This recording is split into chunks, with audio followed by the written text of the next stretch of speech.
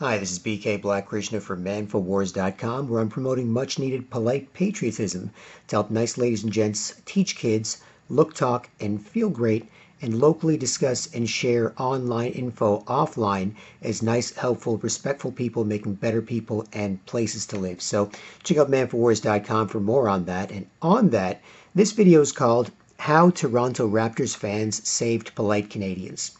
How Toronto Raptors Fans Saved Polite Canadians.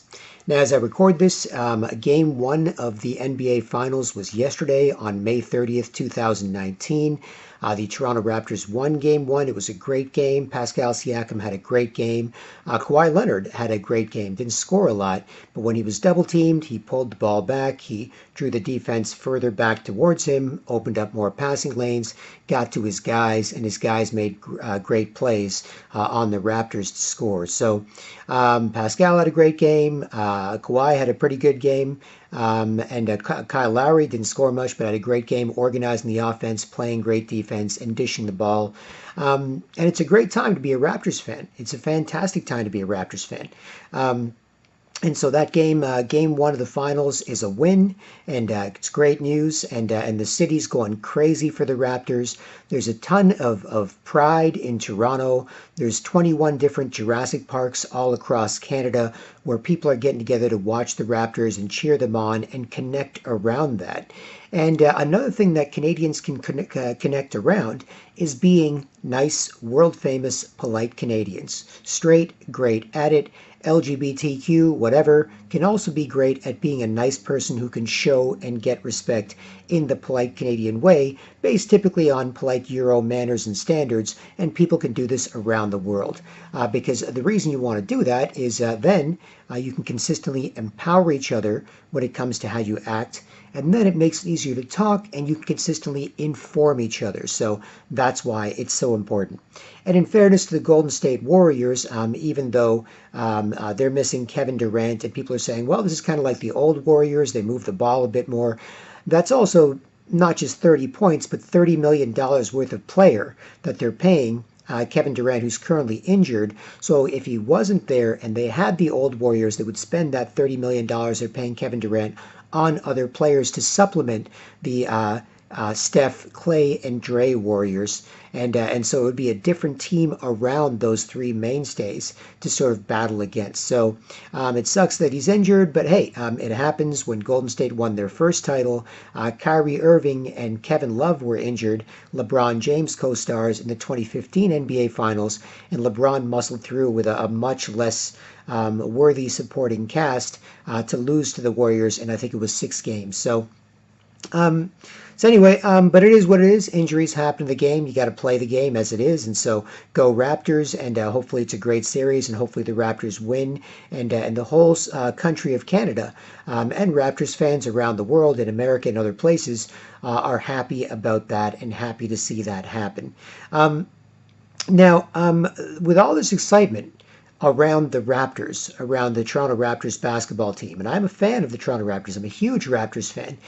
To some Patriots out there, you might be thinking, well, this is bread and circuses. It's like, hey, we all got to eat. We all got to enjoy some fun. And so it is delicious bread and it's good circuses. And so I wouldn't say make it the priority in your life, but you can certainly be happy that we have, great things to enjoy. And even if Patriots worldwide, in every country, got exactly what they wanted, okay, we got better politicians, better policies, and a better place to live. What are you doing that for? So you can enjoy nice people and a nice place to live and nice bread and circuses. So ultimately, you can't short anybody for enjoying what they enjoy. You just have to put it in context and make sure they can appreciate more than that. And on that, my attitude is we can help, out there. Canadians, Canadian Patriots, normal Canadians, everybody likes being polite.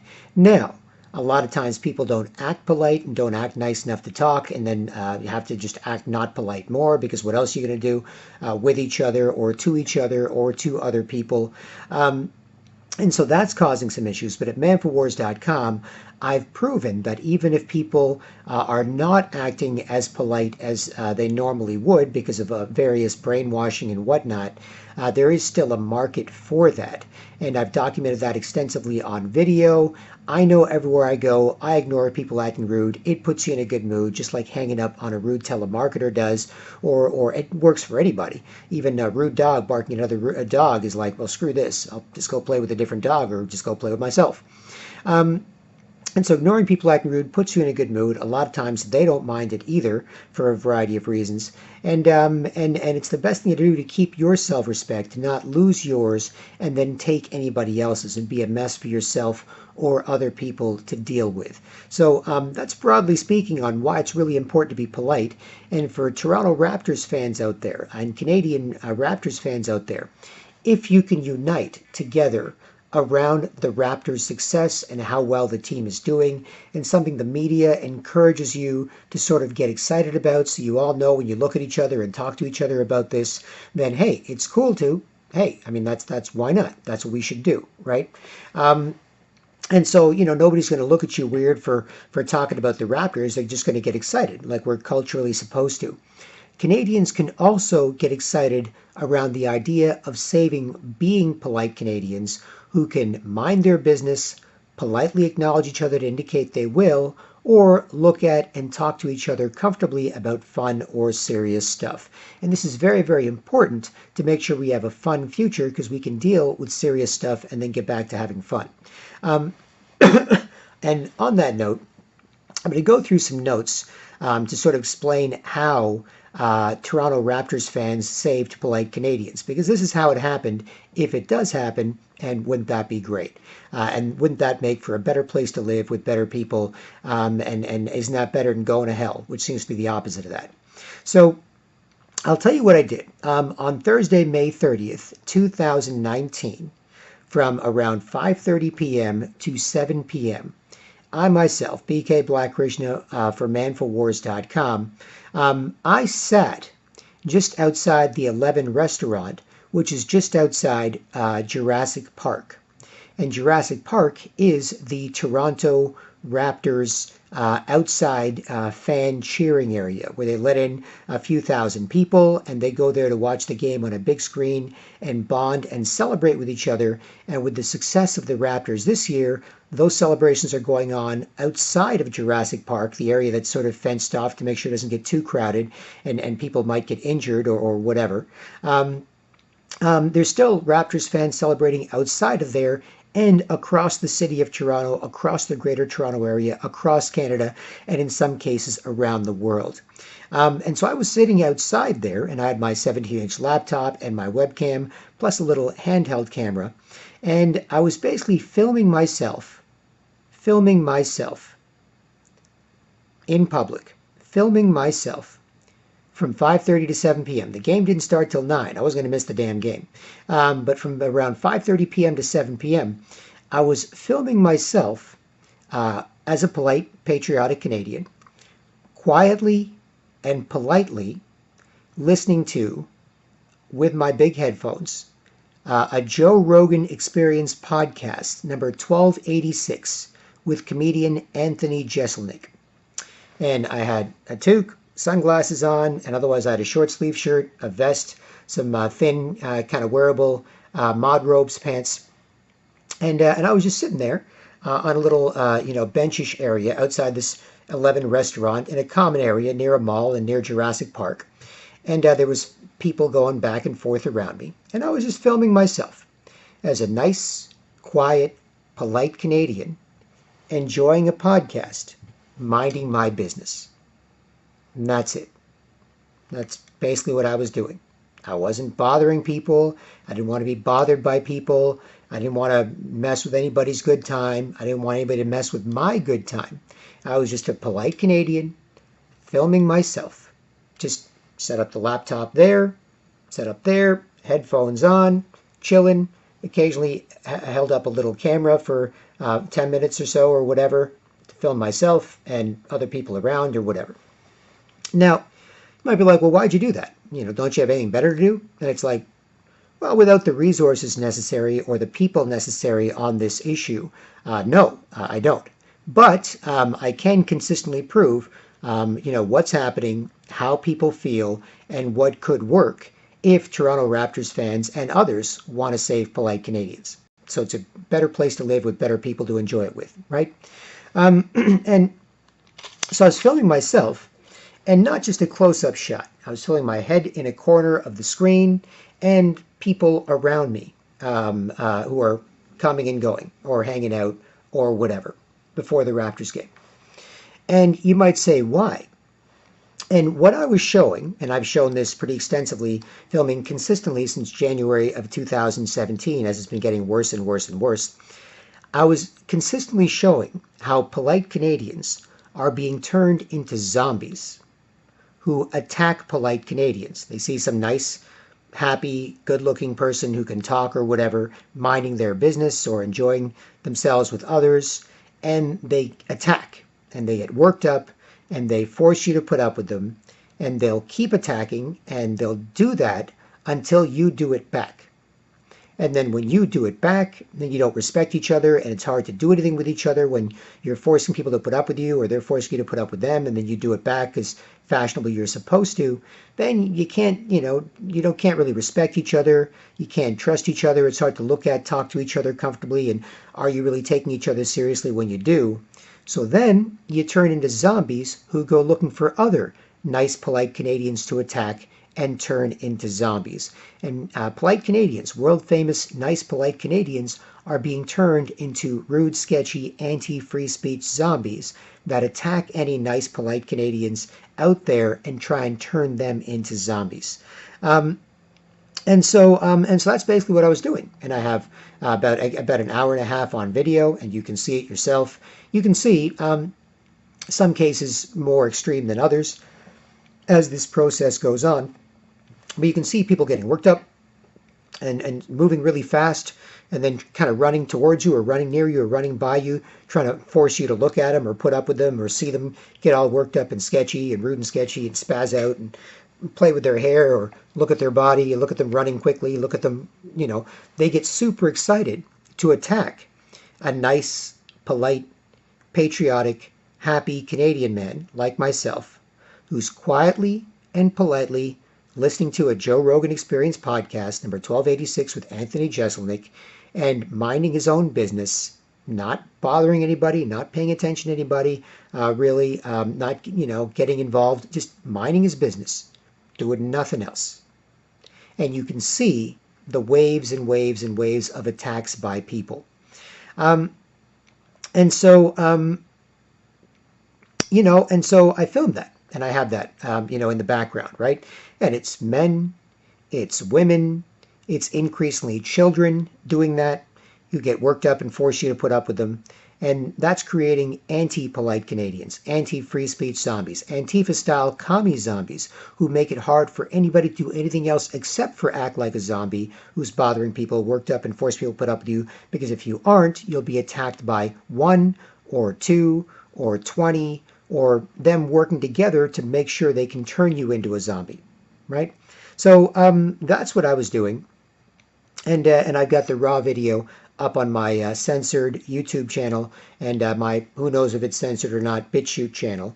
And so you can check that out as you'd like. And I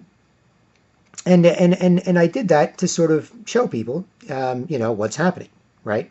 If you're a nice, polite Canadian, you probably experienced this yourself. If you are going along with the fashionably sketchy zombies wandering around bothering each other and looking for people who aren't bothering people to bother more because it's more exciting and there's more chance you'll be able to force them to put up with you when they're not already doing that to other people. If you're doing that, then this is how to stop and help people stop, right? And how Toronto Raptors fans, who are super excited, who get together around the Raptors, often in a mob-like way, can not only do that together, but they can discuss the game better, discuss basketball better, discuss everything better, including fun or serious stuff, as I said. So you might be like, whoa, okay, what's going on? It's like, well, people have trouble talking about this, right? People have had trouble talking about this for 8 years. Now that it's been going on for 8 years. I first saw it in May of 2011 start.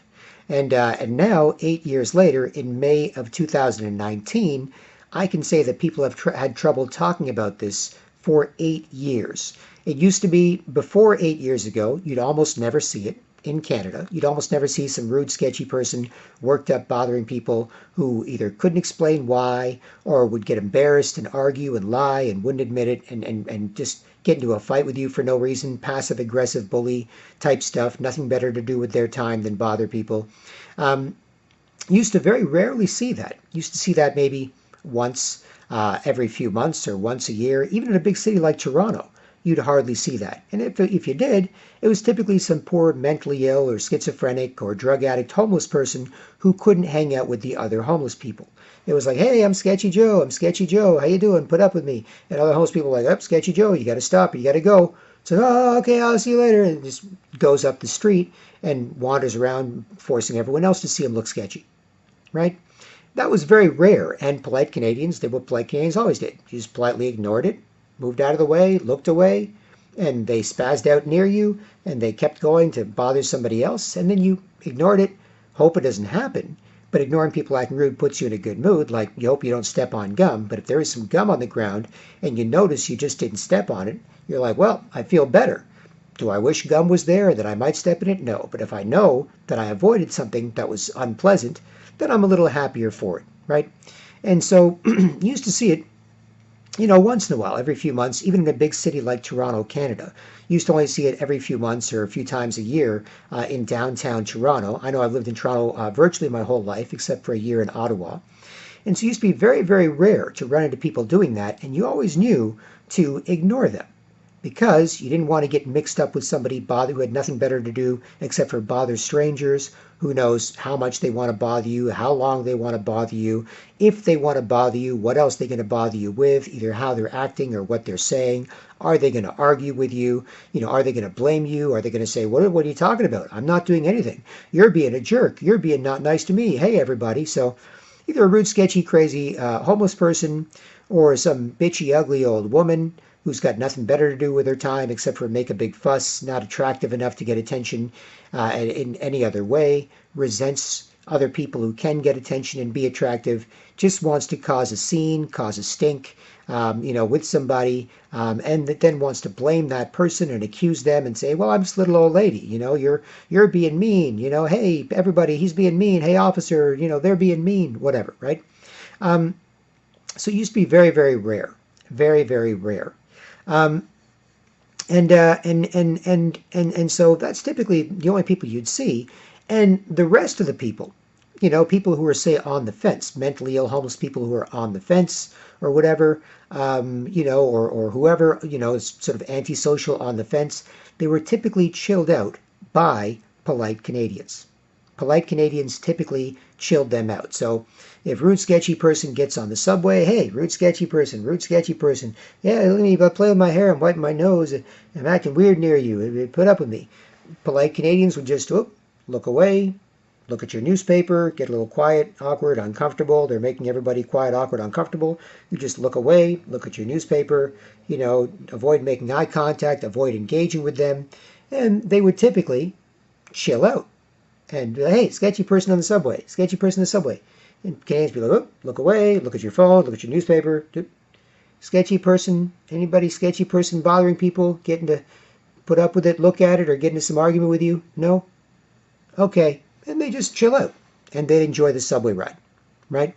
So, so that was typically, what happened. Right? And yet today, instead of seeing it sort of once, a year, you could see it as often as once a second, somebody acting like that. Perfectly normal looking men and women and kids acting like that. Now, nobody likes it online in YouTube videos. If I suddenly start saying, yeah, you know what I mean? You know what I mean? Yeah, you know what I mean? Like, people are doing stuff. People are doing, you know what I'm saying? You know what I'm saying? It's a little weird. If I started doing that, you'd probably be like, oh, geez, this video sucks. This guy's a rude, sketchy mess. Right? Just trying to make me uncomfortable while he's talking to me, right? So nobody likes it. When you do see, some YouTube videos or other videos or news reporters or whatever, they typically cut away from people acting sketchy, acting rude and sketchy. They typically cut away. They typically don't show it much because nobody likes it, right? And yet offline, people are doing it to each other all day and all night, especially when it replaces being able to be nice to each other and get along, feel self-respect, and show and get it. And that becomes one of the dominant things you do in your life, where you're like, I know I'm going to be a mess near people, making them put up with it, and it's hard to do anything else when you do that, so I just kind of lean into it. And and so that becomes what a lot of people are doing offline, as you can see in my raw videos, if you'd like, and in tons of stuff at my manforwars.com YouTube channel. Previous ones have been deleted. Twitter's kicked me off. Facebook's kicked me off for no good reasons. Being a nice, helpful, respectful person, making better people and places to live. And so I'm censored, and then BitChute, not sure, but hey, I hope they're cool. But online is fine, but we need to win the offline information war, and I'll get to that as part of this, because otherwise online has some complications where censored digital ghettos talking to like minds, and then offline, people have to act fashionably sketchy with each other, and then online just kind of be intelligent and bitch to other people with a handful of patriots reaching a handful of fans, while offline the commie zombification process takes place. So for Toronto Raptors fans out there, right? This is a great time to be alive, obviously, to cheer for the team, to celebrate with fellow Canadians and others around the world. And this is also a great time to see how we can connect with each other over something that we enjoy, that we take seriously, that we find a lot of value in. And it could be the Toronto Raptors, an excellently run basketball franchise with a very likable team and great players and so on. It could also be around the idea of being polite Canadians. Is anybody against saving polite Canadians who can save each other and save Canada? Anybody? Anybody? Bueller? Bueller? Bueller? Now, I might be dating myself with that Ferris Bueller joke, but I think I'm worth it. Honestly, just to at least initially hang out, see if we like each other more and want to hang out again, or if not, no worries. It's not mine, so, not mine to argue about. But if I'm dating myself, I think I'm worth it, so there you have it. But anyway, that classic Ferris Bueller movie joke aside, I'd like to take you back to how this started, just so you get an idea of the history from 2011 to today.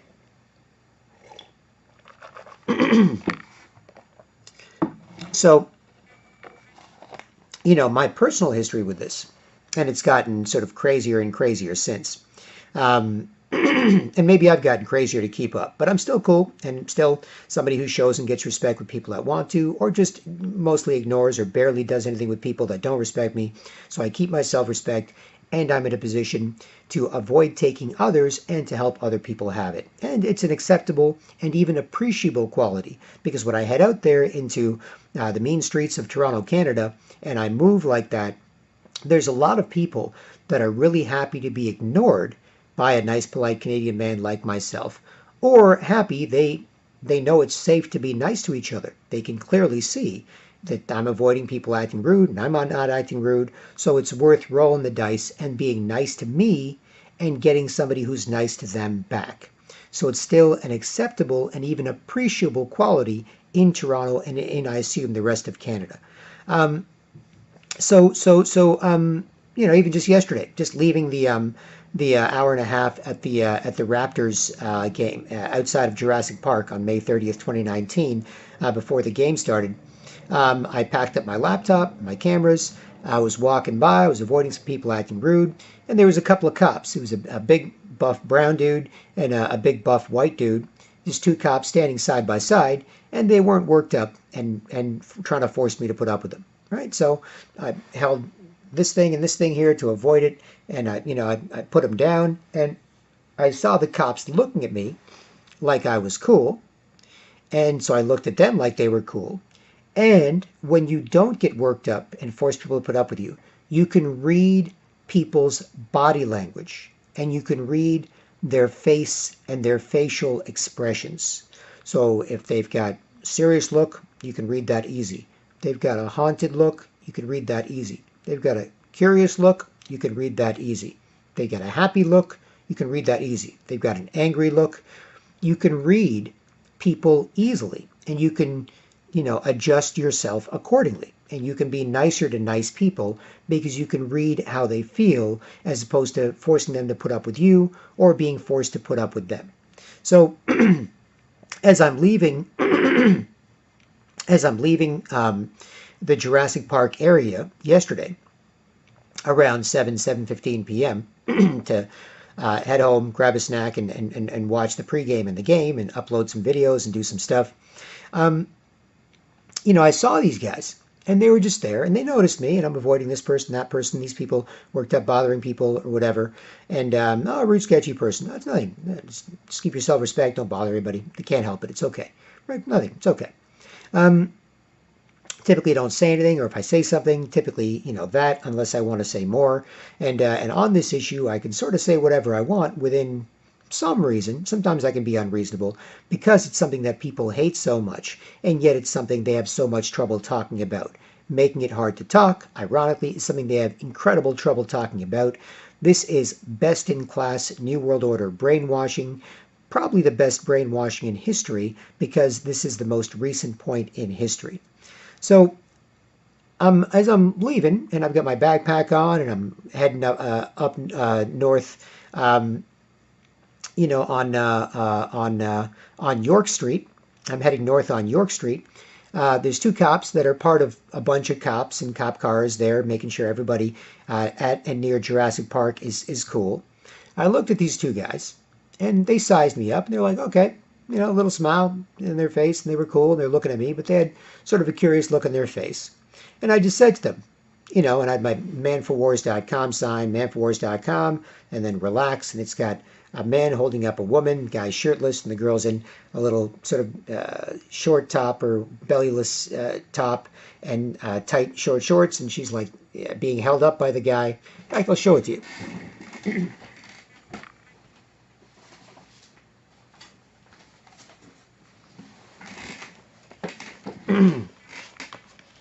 So I've got this here in case people want to stop. Otherwise, I used to just use a newspaper or just whatever. People keep getting more aggressive. You used to be able to just look away from people and they'd get embarrassed and stop. It's like, oh, no, not into the rude sketchiness. Like, oh, rude sketchy? No? Oh, okay. They get embarrassed and stop. Still happens sometimes. But now that people do it so much and so aggressively, and they are trying to attack strangers doing it, and like anti-free speech zombies making more zombies, switch to newspaper, and then as it gets worse and worse and worse, and instead of 5 out of 50 people at a street light running towards me, trying to force me to see him spaz out because I'm a nice, polite Canadian, and trying to turn me into a zombie who forces people to see him spaz out. Instead of 5 or 10 people out of 50 or 20 or 30 people out of 50, it's now almost 50 out of 50 people attack me. It's like, well, okay, so I'll hold up this sign in case people want to stop or help people stop, right? So I've got this, I'm walking, I'm avoiding this person, avoiding that person, and there's some cops to the left of me there, and so I've got this manforwars.com sign. There you see in the top corner, and then you see the Fight Club symbol is Brad Pitt and Edward Norton from Fight Club, manforwars.com, relax. And then I see these cops, and they're not trying to force you to put up with them, spaz out, so I drop these, and I just looked at the guys, smile, guys being cool with me, I'm cool with them, and I just said to them, make sure you're cool, other people are cool, and where you live is cool, and that's men and cops, right? And they looked at me and they were okay. They nodded a bit, and I went, cheers, And so I said cheers to them, and they kind of nodded, and I just kept walking, right? I don't like to get into it too much unless people really want to get into it, because people have trouble talking about this, and you're fashionably not supposed to. But that's what I said to those two cops. I was just like, make sure you're cool, other people are cool, and where you live's cool. That's men and cops. They kind of nodded, and I was like, cheers. They kind of nodded, and I kept walking, right? And as I said that, right, a bunch of people started attacking me, like, oh, that's a man, that's a man, that's a man, oh my goodness, that's a man, I worked up, bother him, forcing him to put up with me, oh, this is so exciting, this is what I do to men until they're dead. And they do the same thing. And then they make sure women and children do that. And everyone does, right? And I'll explain why, right? So this, avoid it. Other people nice, or other people get off on being ignored, which means they want to stop. This is something I'll get into in a second. But a lot of people don't know that. A lot of people think, well, What are you going to do? You certainly don't want to do that. A lot of people don't have the opportunity or the option or the balls or the eggs to take this kind of stance when it comes to self-respect, keeping yours and not taking anyone else's and helping people have it. Totally understand. That's why I've got manforwars.com. But a lot of people don't understand that people like being ignored, acting rude, and that means they want to stop. They may not understand that. They can't articulate acting rude, and they can't articulate why they want to be ignored acting rude, but they get off on it. They get away with it. I sit there and explain it, and they run up and do it, right? And so, so to get into that, I'm going to get into where this started and what happened over the last 8 years, and how Toronto Raptors fans can save polite Canadians. Now, 8 years later, with all the hype around the Raptors, with the way people are connecting around the Raptors, and with the way people are connecting with each other, and with helping each other be better people in a better place to live, making it a better place to live in the future. So how did this start? Well, I personally, always been a cool guy, nice guy. People always say hello because they know I'm a cool guy. I'm polite and I'm busy and I've got something on my mind. A lot of times people say I look like I have a secret or I know a secret. And the guys are cool. They respect that because something's going on up there. It's got something in the works. That's cool. Busy guy. And, clearly he's up to something, right? Not just lost or haunted or weird or bored or miserable or whatever. No, there's something going on up there, right? Girls like it. They think it's sexy. They think, ooh, busy guy. Ooh, he looks like he knows a secret. Ooh, I wonder if he'll tell me that secret. Maybe I can get it out of him. Or maybe he won't tell me. Maybe he'll be super nice and sweet to me because he's got something really serious he's doing. But I can be a nice, attractive girl and get his mind off that in a nice, polite, feminine, graceful, vulnerable way to put us both in a better mood. And isn't he worth that, right? So guys like it, think it's cool, not going to bother them. It's all guys want. And girls like it, think it's cute, think it's sexy, and think that they can beat it, if just for a second, by being a nice, attractive, friendly version of themselves from age 3 to age 103, right? And so kids like it and so on. So men, women, and children have always liked it, and people have always said hello to me around the world. I've been in Toronto my whole life. I've spent, except for 1 year in Ottawa. I've traveled the world. I've been to Europe. I've been to Asia. I've been to Africa, just for a little bit. I didn't spend a lot of time there, but I spent a few weeks in each of these places in different countries. And it's basically the same thing. It's like, oh, you seem cool. Yeah, how's it going? Cool. That's something going on. Safe to say hello. It's safe to say hello to me in a nice way because I have something to do besides bother you, besides be bothered or bothering people. So it's totally safe to say hello, right? You may want to make sure, but if my general vibe is it's safe to make sure, then you can make sure, right? I'm at a coffee shop. People are generally polite and cool. I'm chilling. Somebody's there. Hey, you seem like a good person to say hello to. Yeah, I'll say hello and I'll get back to what I'm doing, right?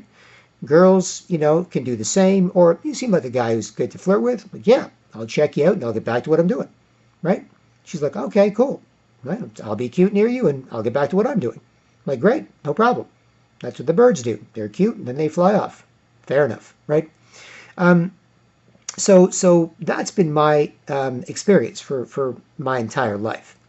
And getting to how people started acting kind of rude and sketchy and turning into anti-free speech zombies who make it hard to do anything else. In May of 2011, I was at the Rideau Center in Ottawa, Canada. I was in Ottawa for 1 year. I was in Toronto until then, until 2010. 2009, I was with a group called Toronto Truth Seekers. We did some great work that a lot of people appreciated every Saturday at Dundas Square for several hours, about 15 or 20 of us. We were even on the CBC. They covered us, and parents liked us, people liked us. We were polite, patriotic Canadians at a little meet and greet table, handing out flyers and DVDs, getting along with each other and people that wanted to get along with us, and other people we ignored. And people worked up and acting crazy, calling us crazy. They just looked stupid in comparison, right? So it was 2009, 2010, tried to stop G20 martial law from destroying the city, had a radio show, was working on music, And so when the government invites you to a big fight to the cops, don't go, because the G20 summit was being held in Toronto, a summit of 20 of the most economically powerful nations in the world. And the idea was to sort of show up at this giant fence with 20,000 cops that were brought into town, yell at people behind a barricade not paying attention to you, get beat up by the cops, and have the whole thing look bad on TV. So they hate the people that are against the G20 summit and some of their policies. They hate the cops. They wish all this never happened. They don't take any of them seriously. And the evil people sort of selling out our countries to big corporations and globalism and other parties like that are sort of getting away with it scot-free. So I was like, no, just while people are interested in something, connect with them on what they're interested in with the offline information more, with posters and flyers and so on, and say, hey, look, the TV says this about the G20. Here's what people who know more about what's going on and question, what the mass media is telling us. Here's what they say about it. So people can be like, oh, I watched the TV, or I read the paper. It's like, oh, the TV paper said Toronto's hosting the G20 summit. Oh, so excited. This is such a great thing, right? And here's what it is. And then other people can be like, instead of Antifa, black bloc protesters going, let's get together and yell at a bunch of cops in front of a barrier, where behind that barrier there's a building, and behind that building there's walls, and there's rooms, and people are meeting and not paying attention to any of it. Yeah, right? Instead of doing that, you can say to the people in your city where you live, where the G20 summit's taking place, here's a flyer, check it out, drop them off mailboxes, leave them here and there, and they could be like, oh, G20 summit, blah, blah, blah, blah, blah, and so on, right? So I was advocating for different things. I ran for mayor of Toronto and came in 9th with 2,200 plus votes as a protest against the handling of the G20 summit, to sort of encourage people to man up and never let this happen in your city again, men of Toronto, and wherever you are, right? And then I got sick of that. And I was like, okay, I'm kind of burned out by what's going on in Toronto. I think I'm ahead of the curve on a lot of these things.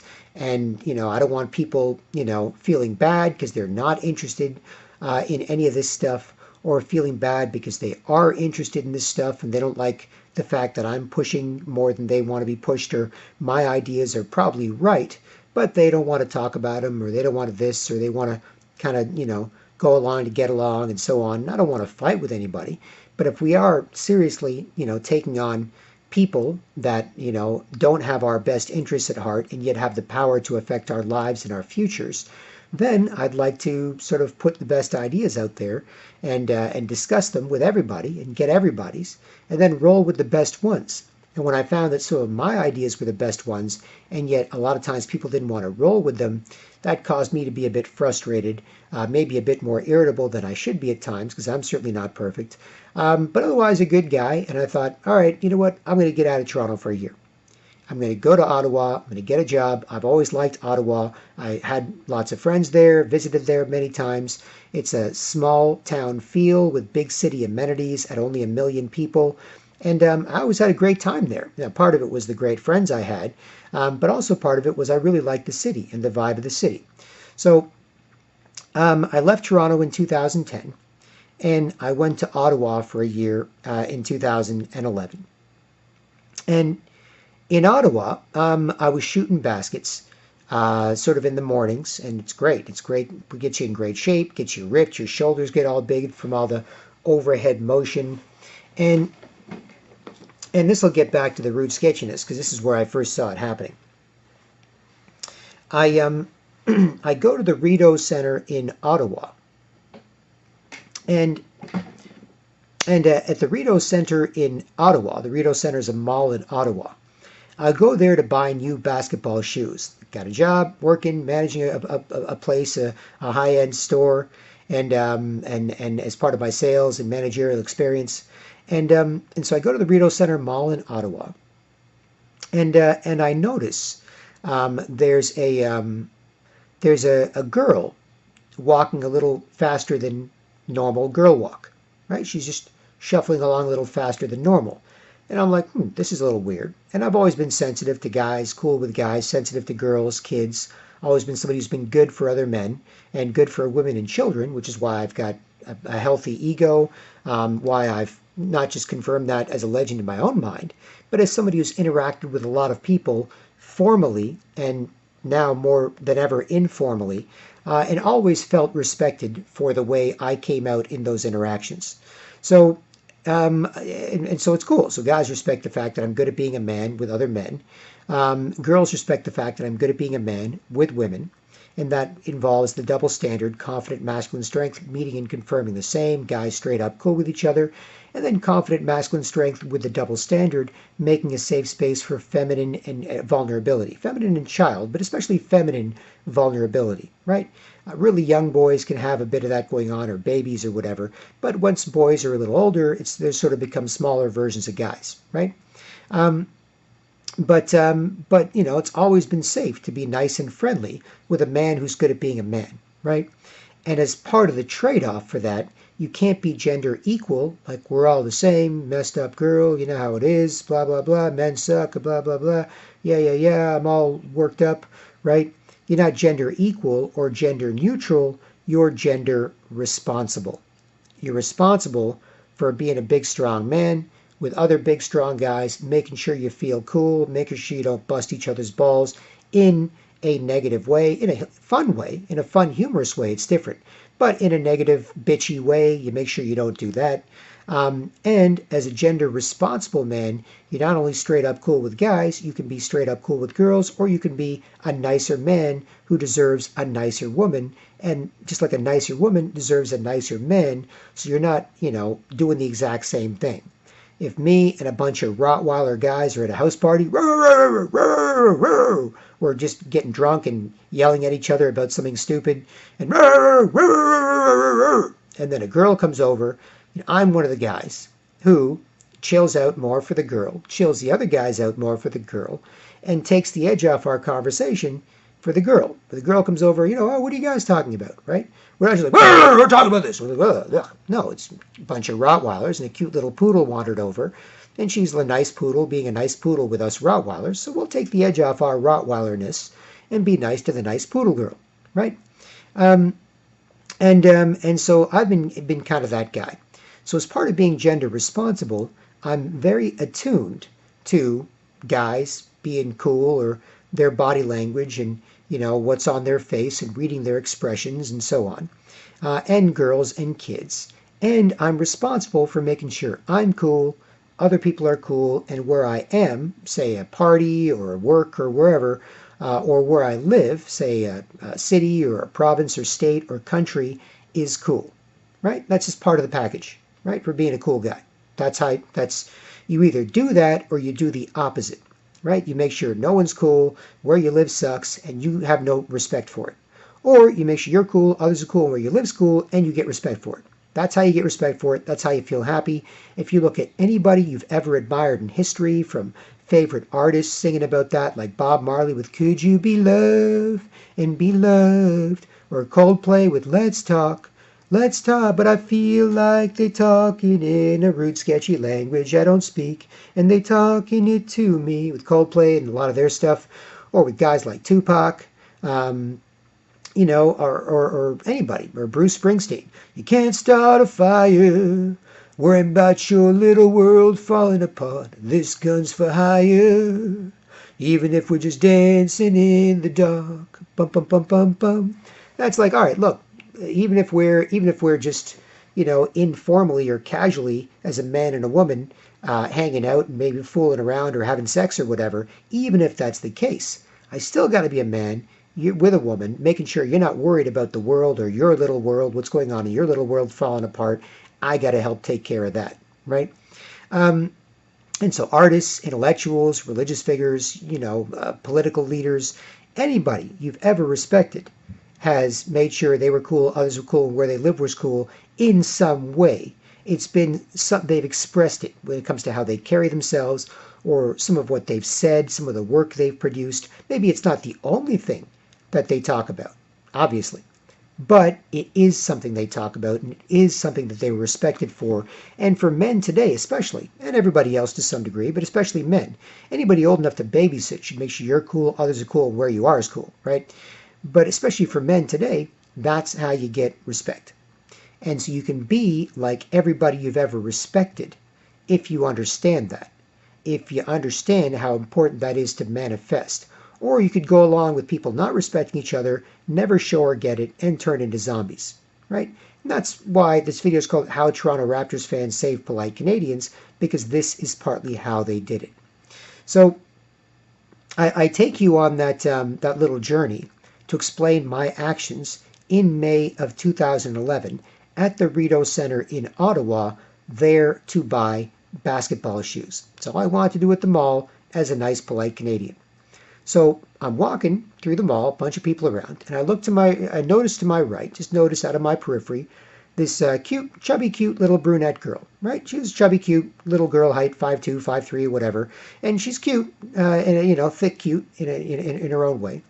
And she was just moving a little faster than normal, right? Just shuffling all a little faster than normal. So instantly, my man Spidey sense perked up, going, "That's weird, right? Girls don't walk like that. Girls have hips, right? When they walk around, they make cute little circles. They enjoy the journey. They walk this away, and they walk that away, and they hope that it's more fun this away. Maybe it'll be more fun that away. Maybe there'll be some cool guys that away, and they'll walk slow, look cool, try and feel hot. And then if those guys are cool, then maybe they'll walk back the other way, past those same guys, and walk slower, look cuter, and try and feel hotter, right? And so on, right? So that's girls. They enjoy the journey more, right? And because they've got cute little hips, so they make cute little circles when they walk, right? They walk slower than guys. As a man, I know men. We don't have no hips, right? We're bigger, stronger, more athletic. We walk straight to Home Depot. No making cute little circles. Walk straight to Home Depot and jump over a car on the way there if I damn well feel like it, right? Men, right? Not cute little girls making circles where they go. It's men, straight, boom. Not, hey, being gracefully distracting near people. It's like, no, polite and busy or friendly, out of the way and on my way. And don't bother people. Don't get mixed up with some other guys or mixed up with some girls. Don't have people get you mixed up, right? You have stuff to do, right? Besides enjoy the journey, right? And so I noticed this cute little girl to my right, and she was moving faster than normal.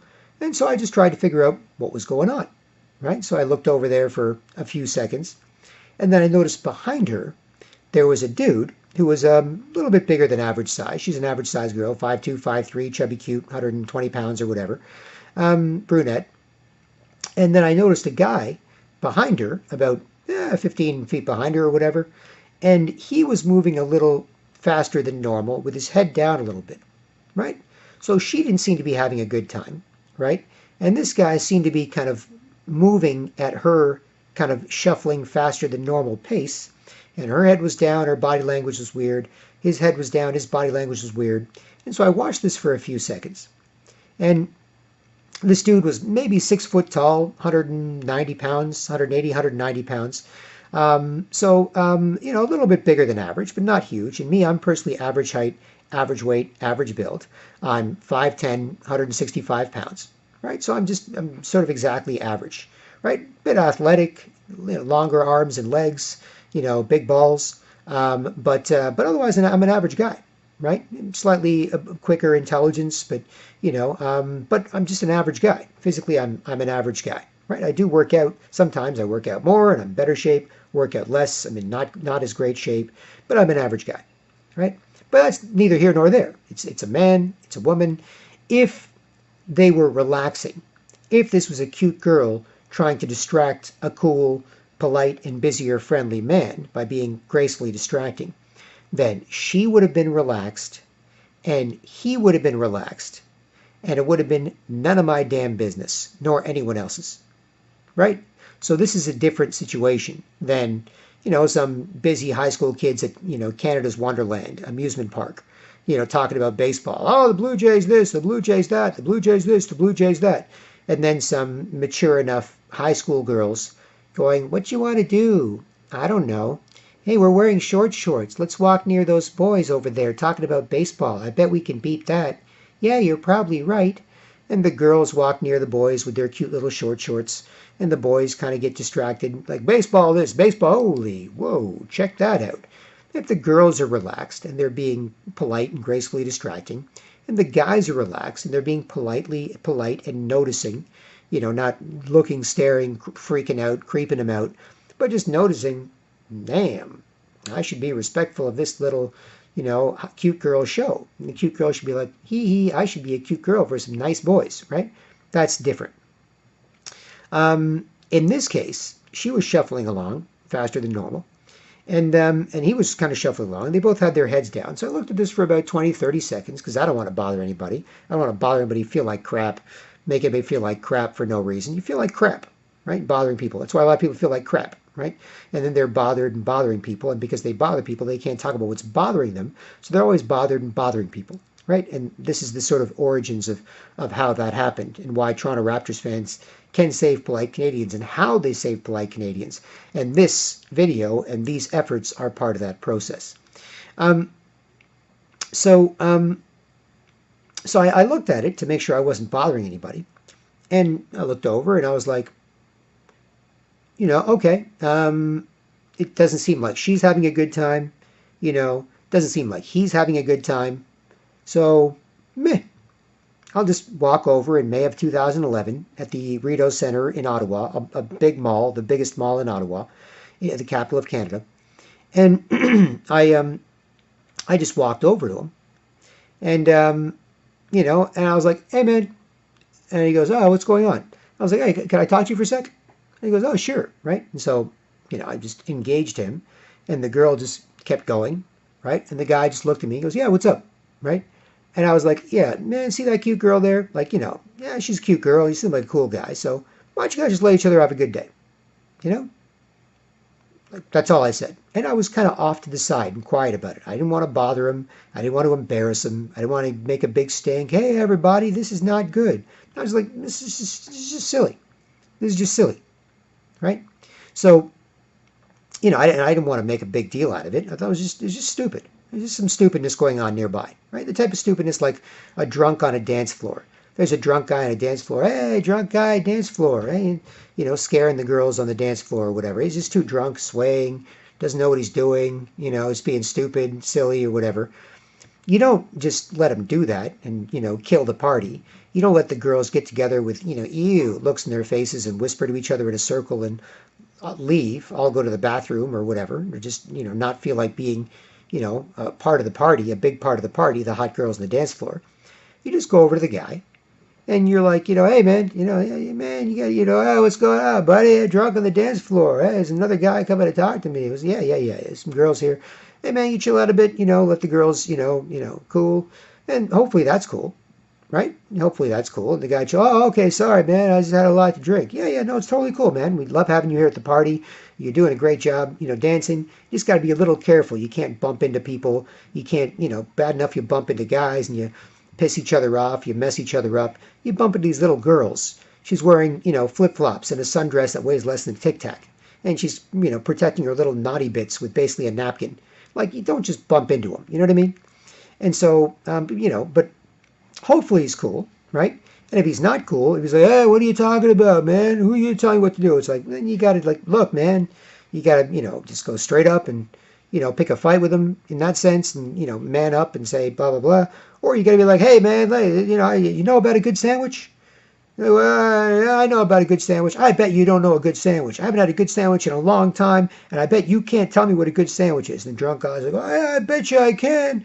You're like, I bet you can. I bet you I freaking can. Well, like, get over and tell me about a good sandwich then. Bring your beer. I bet you can. Oh, I'll show you. Just get him away from the damn dance floor. So people can go back to partying. The girls can go back to dancing without being bothered like that and so on. Right? Who cares? Right? So, whatever the case may be, you just man up and take care of it. Right? And so in this situation, I quietly, said to the guy, hey, man, she seems like a cute girl, seems like a cool guy. Why don't you just let each other have a nice day? That's basically what I said, right? Just went, yeah, whatever. So what? You checked out a cute girl, she got a little weird, you got a little weird. So what? Who cares, right? And he just looked at me and went, yeah, okay, yeah, whatever.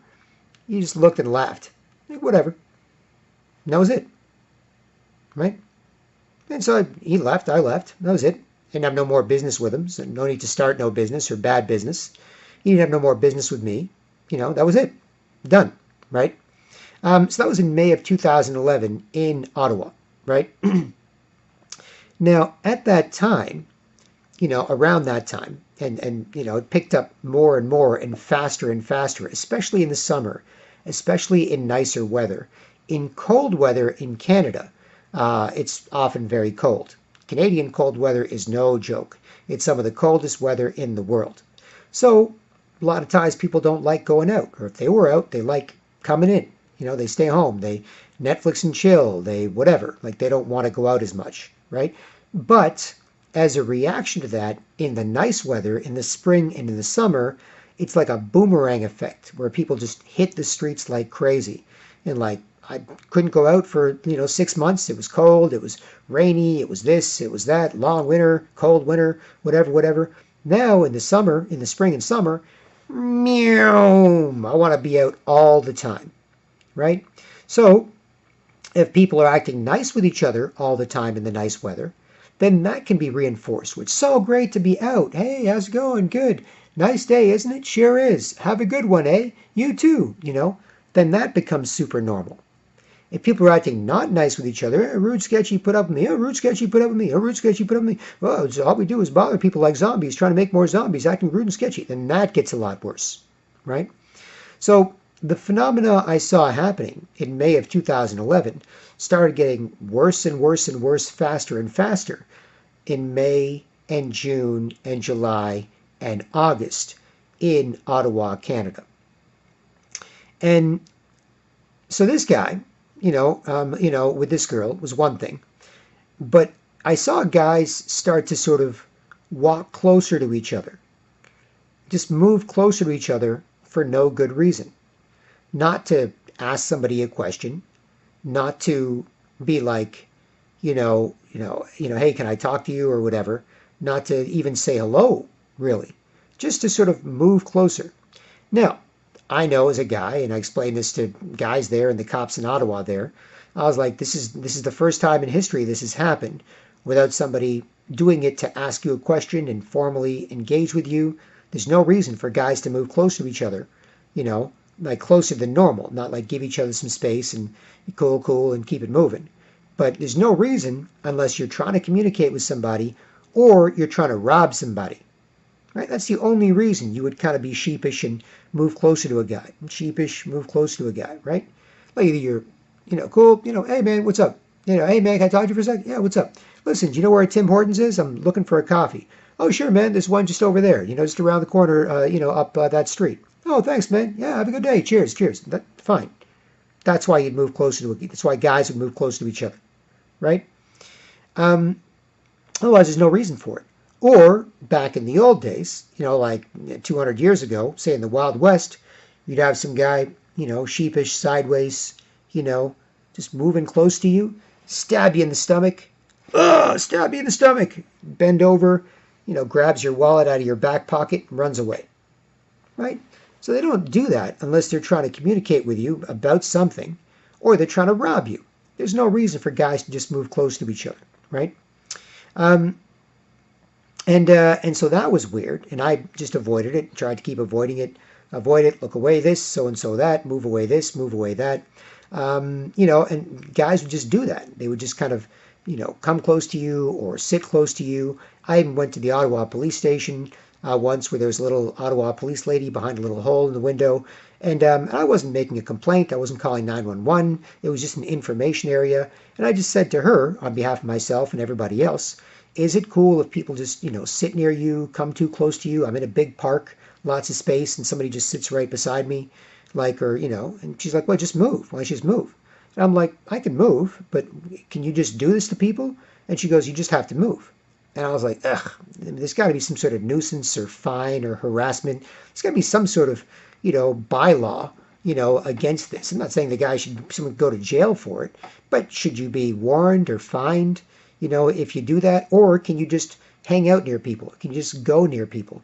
If there's an empty subway car, can you just sit beside some guy or, God forbid, some woman or child and just sort of be like, whatever, it's my subway too. And you're like, hey, look, I'm here on the subway. There's only 5 people on this subway car. There's 50 seats. Why do you have to sit beside me so our bums are touching each other? Well, I can do whatever I want. It's not your subway. It's like, come on, there's got to be something against that, right? Just going closer to people, there's got to be some form of harassment or threatening or intimidation. There's got to be something where you say you can't just threaten, harass, or intimidate people like that, right? But this Ottawa police spokeswoman was no help. And people had trouble talking about this phenomenon. I was just like, yeah, whatever, you know. Um, and so there's an epidemic of that, and there's an epidemic of guys just sort of following girls, just like the one in the Rideau Center Mall, right? There's an epidemic of that. And so I saw it once at the Rideau Center Mall, didn't see it again that day. Then I started seeing it a few times a week, you know, every couple of days. This is weird, right? And so I keep an eye on it, and sometimes the guy would get embarrassed and leave the girl alone, or whatever. Then I started seeing it happening several times a day. And I was like, this is crazy, right? And I tried talking to a couple of people about it. And a couple people were like, oh, what do you know? You don't know her, you know, mind your business, blah, blah, blah. I'm like, dude, it's a girl, right? Like, I ignore strange guys bothering me. Like, this guy's just being an idiot, right? But strange men bothering women, especially when they're nice and they're not bothering anybody, they're not bothering me, they're not bothering anybody, you know, is none of their business. Not with other men around, right? If you're in Nigeria, if you're in Brazil, if you're in Japan, if you're in Russia, if you're in India, if you're in Somalia, if you're in Sweden, if you're in Norway, if you're in Thailand, if you're in England, if you're anywhere in the world, and there are strange men bothering women where you live with a bunch of other men around, that's insane. That's completely insane. That's batshit crazy. That's nuts. It's just unconscionable, right? It's emasculating. It's pathetic, right? You could be somewhere and there's like, you know, 50, 100 people around, and there's this dude that's bothering this girl, is coming too close to this girl or following this girl around or whatever. And there's a bunch of dudes there. And it's like, what the hell, right? It gets so bad, the sort of emasculation and the sort of rude sketchiness, people quiet, uncomfortable near each other, can't look at, talk to each other comfortably, that recently I saw this story in the UK paper, the Daily Mail, a really big mainstream British newspaper that's sort of read worldwide to some degree. There was a story on the UK Daily Mail of an African migrant. He just got to Germany. This is in Germany. The UK Daily Mail British newspaper was reporting on what happened on a German subway train. An African migrant who just got to Germany a few months earlier was on a German subway train, and he wandered around molesting 18 women for 2 hours. 2 hours. This guy's walking around the German subway train, just molesting 18 different women, right? That for 2 hours. That's completely insane. And that shows how emasculated and castrated and cucked up the German men on that train are. Because I'm sure they're like, oh, bitchy, sketchy, sheepish, sideways shit. Yeah, me too. Oh, don't respect each other. Oh, look at your phone. No, can't politely acknowledge each other, show and get respect. Chill out, lean back, head up, keep an eye on things. No problem. Mind our business. It's quiet, uncomfortable near each other. Whatever, right? That's what happened on that German subway train.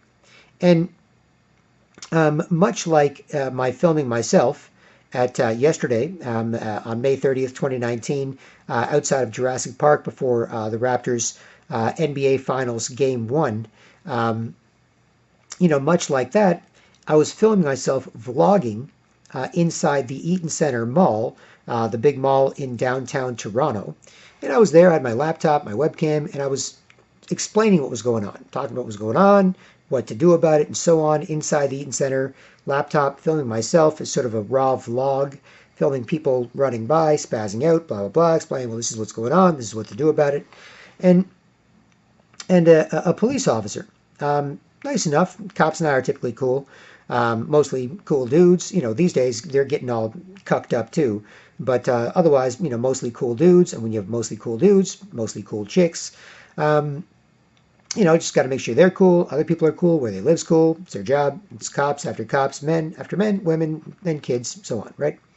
So, a couple of times it's been like, hey, buddy, not so sure about that.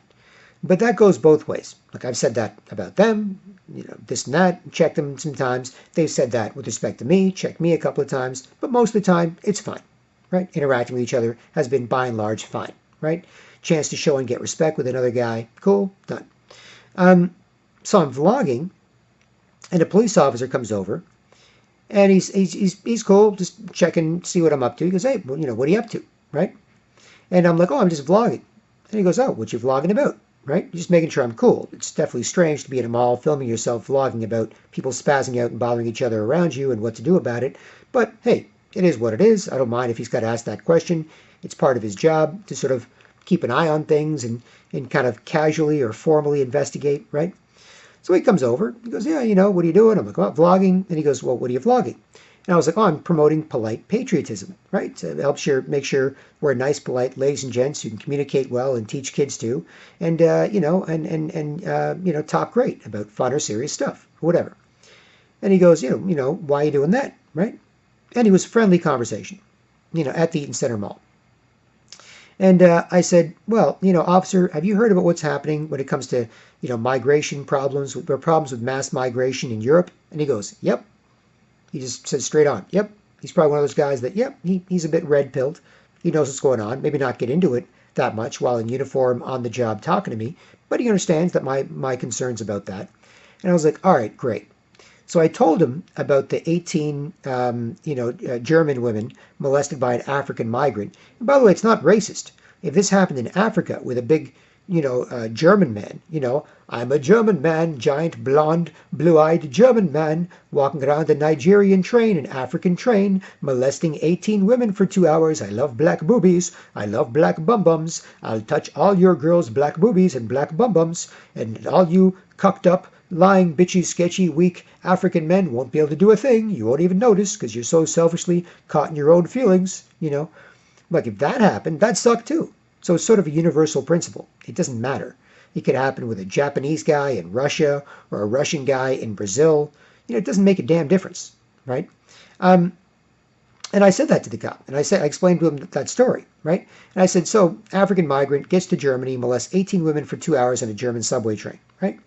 And I said, that's crazy. And I said to him, it could happen the other way. A German guy in Africa, it'd be just as awful, right?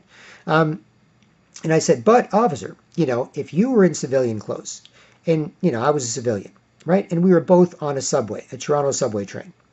And, we politely acknowledged each other, like, straight up, cool guys, right? And then, we minded our business. And we just, cool, keep an eye on things, thinking about something.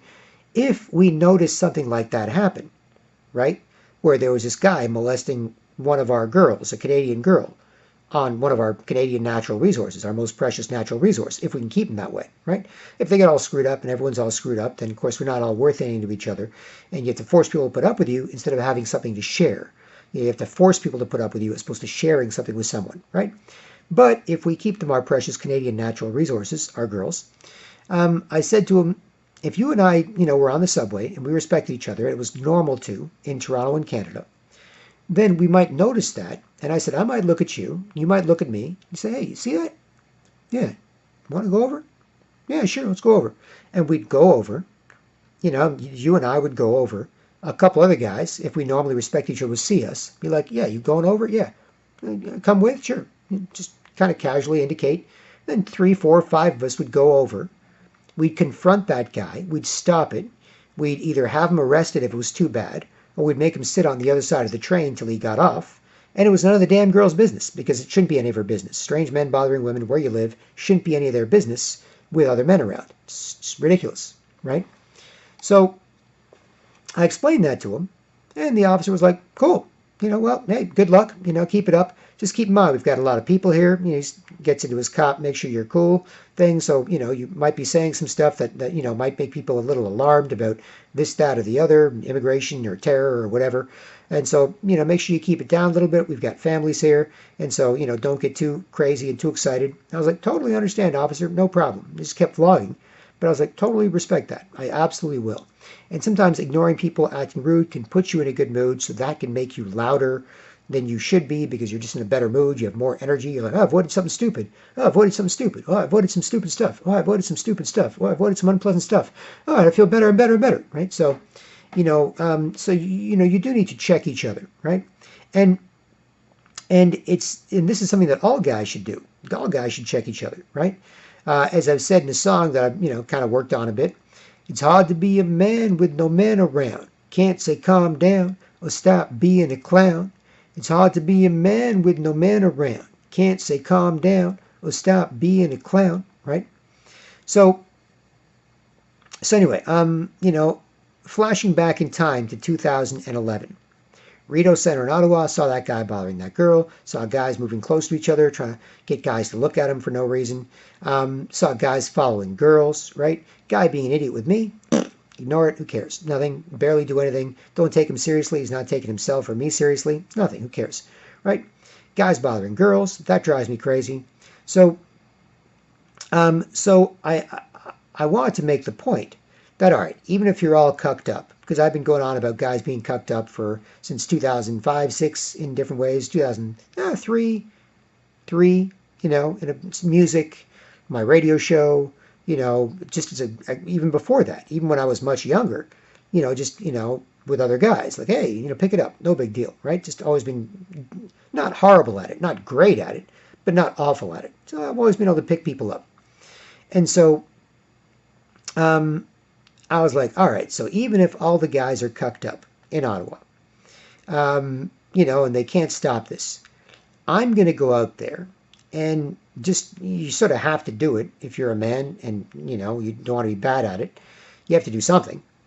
And I was like, look, I'm going to follow these guys, following these girls, right? And, I'm going to show you that nobody minds if you try and stop it.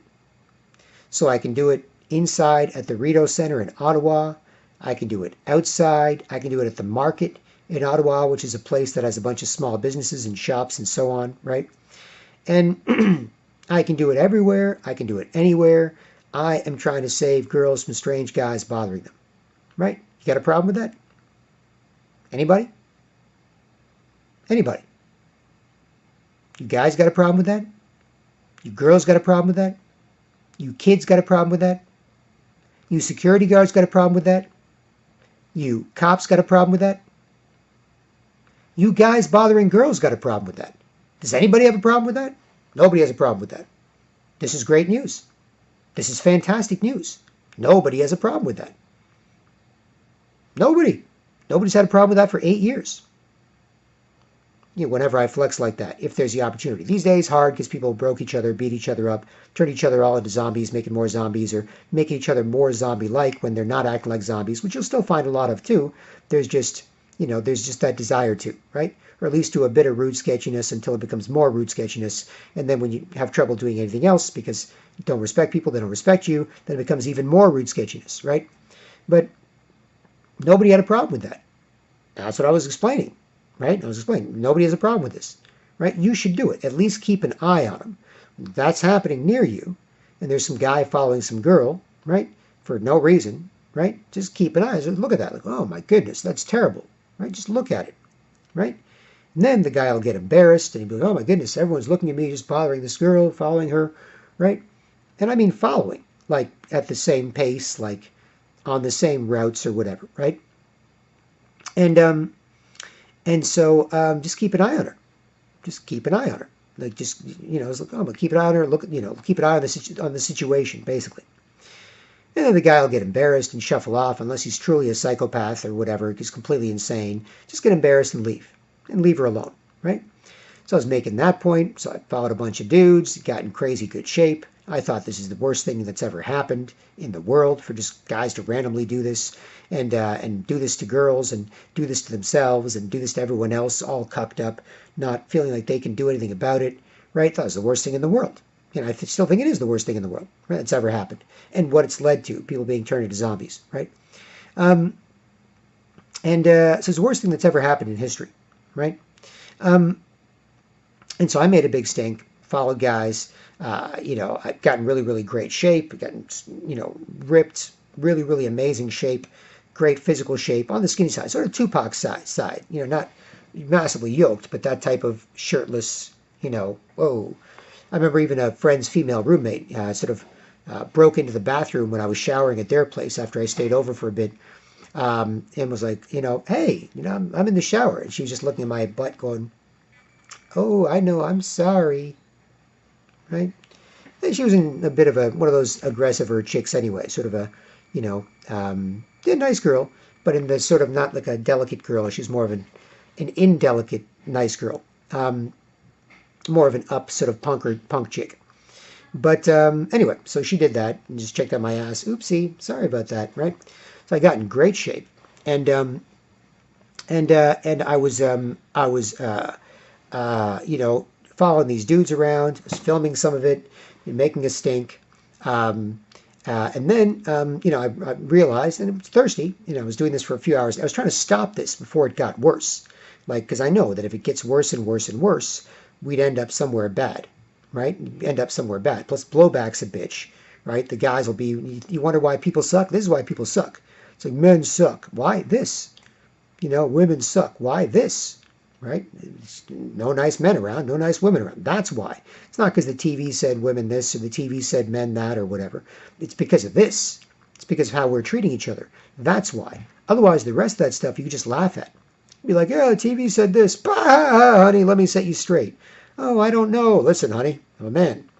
Okay, I'll be a nice girl. Listen to you. Fine. It's nothing. It's garbage, right? But this is why men suck and women suck and kids suck.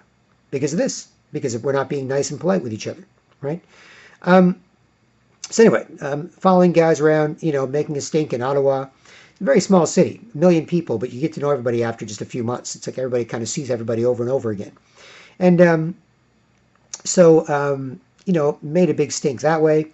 The girls were in great shape, and they were not bothering people yet. They were being bothered by some guys, but they weren't into bothering you. So they were just amazing sources of inspiration.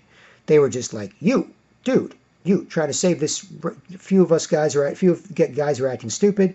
The other guys don't want to say or do anything about their buddies acting stupid. And, the girls are getting bothered all day and all night by random guys acting stupid, just 5 or 10% of the time. That's still a lot, right? It's completely insane what people are doing today. But it was just 5 or 10% of guys at the time. But they were like, you doing this. Yeah, I am hot. I am really hot. I am vulnerable. I am feminine. I am graceful. I will take you to Chicky Narnia. I will move so slow, time will stand still. I will move so slow and focus on being such an incredible, beautiful presence. I will take you to Chicky Narnia. Now, you better keep an eye on things while I take you to Chicky Narnia, because I'm not going to notice anything but how vulnerable and beautiful and special and incredible I am for your enjoyment. And so they just totally slow down, totally get into sharing their graceful, beautiful femininity and take you to Chicky Narnia, and you're just like, you're just looking at her like, oh, wow. It's like a space shuttle taking off, right? Where there's like, the air is all heated from the rocket engines, and it's all heated and shimmery, and she's just like, she doesn't see anything. Doesn't see cars or mailboxes or other people or anything. Just totally into being beautiful, right? Just totally locked into that. Doesn't happen all the time, right? Now it's probably almost dead. Chicky Narnia is probably almost destroyed.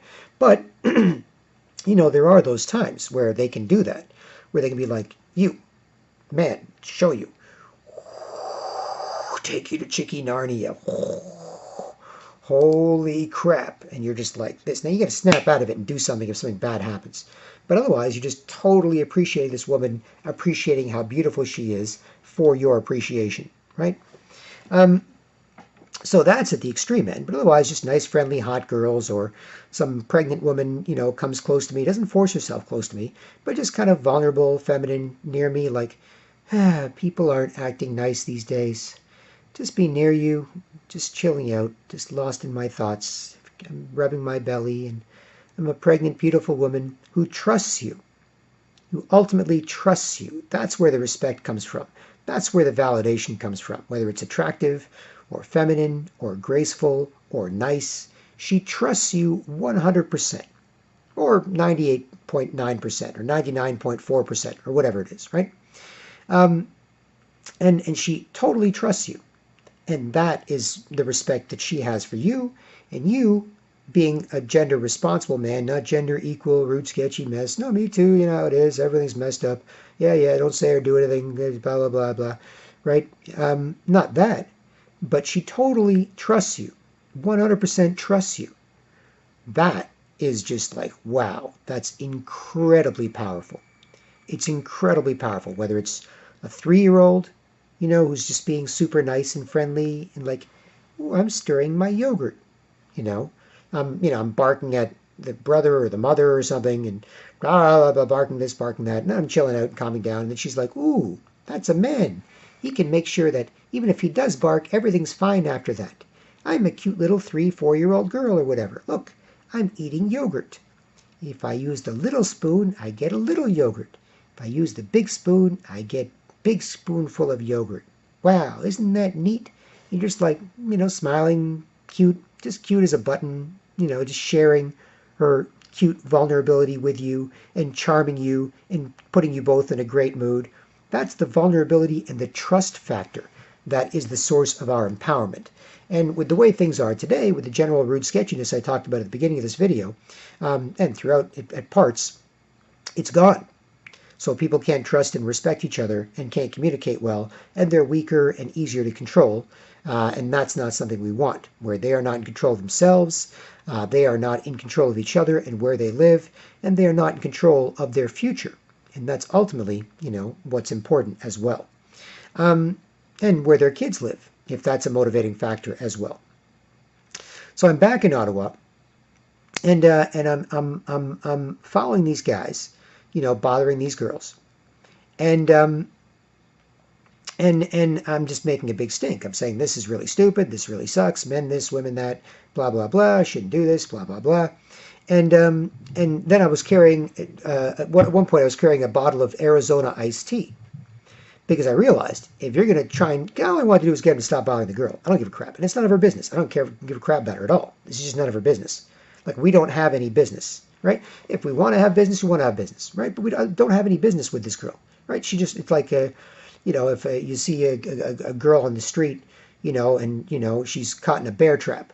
It's like, somebody put a bear trap here. It's caught my leg. It's like, oh my God, that's terrible. Just open the bear trap, get her leg out, rip off a part of your shirt, create a tourniquet, stop the bleeding, and say, okay, that should keep you until you get into a cab and go to a hospital. You cool? Yeah, I think so. Thank you. Hey, no problem. That's it. She's a chicken and bear trap over there. It's not mine, right? Just one of ours, right? Guys want girls. Girls want to be somebody's girls. It's one of ours, right? So I realized that if you're gonna, yell at, some strange guy, I'm average height, average weight, average build, so some of them are smaller than me, but a lot of them are bigger than me, big Canadian hockey playing white boys and black boys and other boys and other sports and blah, blah, blah, blah, blah. Typically they don't mind if it's about the girl. If you make it about them, you're scum, you're this, you're that, you want to go, then they might turn around and start some serious ish, right? But if it's about saving the girl, then they're typically like, probably something like that probably should happen. Some part of their brain, thinks that, or whatever, whatever. So if it's about, the principle and so on, then they're usually cool with it. If you make it too personal with them, then you've got some serious problems, right? Because you're getting a guy who doesn't have self-respect, doesn't show and get it. So he's a big, scary, dangerous man. And now you're dealing with him. It's like, oh, crap, right? And I've had a couple of those instances, too, where some guys have stepped to me, got into a couple of fights, and this and that, and it's not so good, or guys chase you, you have to run, just get away from the girl, he chases you, or whatever, or throws down, tries to smack the camera out of your hand, the phone, yeah, you want to go? Fuck you. It's like, oh, shit, here we go, right? And the girls never minded. They just sort of, heard what was going on behind them, sort of relaxed a bit, right? I affect a deeper voice, which I did, and I still will do to this day sometimes, right? When there's a guy bothering me, trying to force me to look at him, sexually harass me, or whatever, sometimes I'll affect a deeper voice. It just comes out like porcupine quills, right? Or to stop, a guy from bothering a girl. It's not sort of a normal, friendly TV gay voice. It's sort of a, hey, this shouldn't happen, right? And so, I don't know why or how it happened, but that's what happened. And so, I'm sort of in accidentally creating Canadian Fight Club. I'm sort of polite, like Ed Norton's at a Tim Hortons, where I'm just like, hey, nice, polite guy. And then sometimes talking crazy shit like Brad Pitt, right? That sort of thing happens. And so as part of this process,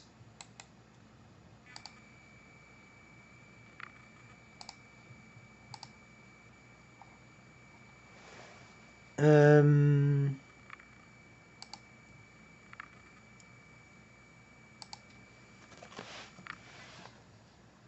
right. So I've just got to take care of this.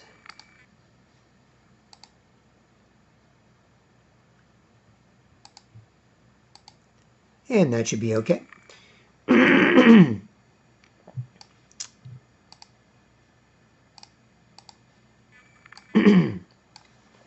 Now, so I'd affect a deeper voice, and that also made me seem bigger than I am, and so that helped with the guys, and that helped with the girls, thinking, well, all right, this 6'3", 200-pound man is following me, but that guy behind him sounds 6'3", 200 pounds, even though he looks only 5'10", 165, right? And so that helped give me a bit of gravitas.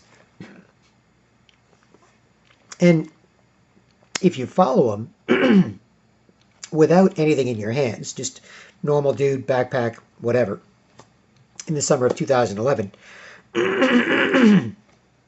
if you follow him, then, excuse me, if you follow him, then it could take a minute, 2 minutes, 5 minutes, whatever, to finally get them to leave the girl alone. You could go into this or that, men this, women that. They've got surveillance. They're going to charge you with stalking. They're building super jails. You shouldn't do this. It'll go on your permanent record. You'll never get a job again. Whatever crazy crap you can think of, right? Which everyone's fine with, because look what you're doing. Look what no one else is doing. Look what should be done. Look what everyone's fine with. Look what people should start doing. Blah, blah, blah. Right? So it's like, yeah, whatever. So if you got nothing on you, then it's tough. But if you've got a bottle of Arizona iced tea, say it's a glass bottle, right? So it's just a glass bottle of Arizona iced tea, but it's also potentially a weapon, right? And so, with that, it typically takes less than 30 seconds, right? Like, hey, you should stop bothering that girl. Looks at you, looks at the bottle, goes, whatever. Leaves her alone, fairly soon, right? And so that was in 2011. And I had the Ottawa police at the time, I think it was OPD or whatever they're called. They used to make me keep my cell phone on. They would indicate that, they didn't tell me formally, but they knew what I was up to, right? And they kind of casually, joke around with me. Or I'm at a second cup, or they'd go like this, like that, and we respect each other and you can read each other. It's not hard to sort of figure out what people mean with body language and simple gestures and whatever. I'm like, hey, and I was like, looking at my cell phone, I'm like, oh, okay, you're tracking my cell phone. This? Just nods, right? I'm like, okay, cool. Or I'm hanging out at a second cup coffee shop and I'm charging my phone because it's getting low on batteries while I'm doing this in Ottawa in 2011. And and the cop drives by the window of the second cup, sees me there sitting, and looks at me and goes like that from his car, phone, phone, right? And I was like, it's charging. It's like, phone. Like, fine. So I turned it on while charging, so it charged slower.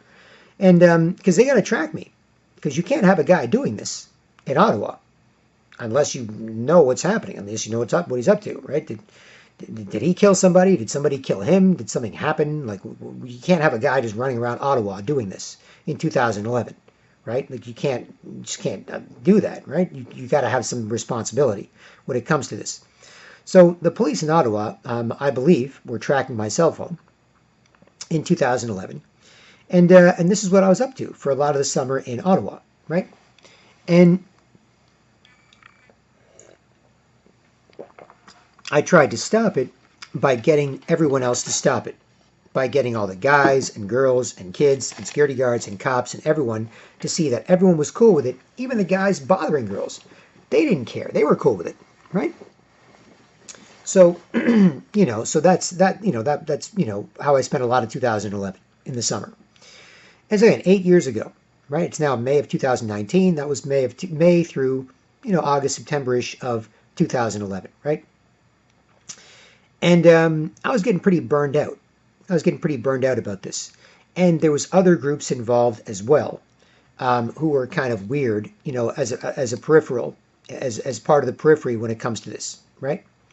There was some guys there who were, what I would call bitter spitters, right? They were bitter spitters. And what I mean is, there was some guys, most guys are cool, they knew I was cool, so didn't want to talk about that, but otherwise, you're dealing with a cool guy, and girls know they're dealing with a cool guy, and so just for the last 8 years, it's been the same thing, where they're like, I know you're cool, that might be weird, and you might be doing something about it, and we might not be able to talk about it, but I know I'm dealing with a cool guy, so who cares, right?